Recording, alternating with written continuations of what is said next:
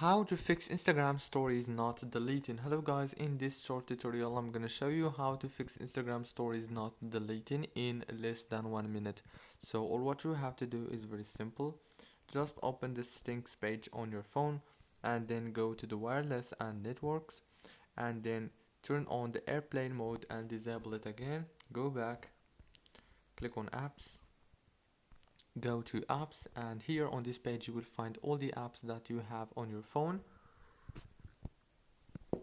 Just choose Instagram and then click here on force stop and go down to the notifications management. Make sure to enable all the notifications like this. Go back, click on the permissions, make sure also to enable all the permissions.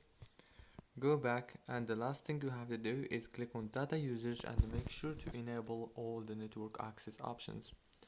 Don't forget to like, subscribe if this video was helpful.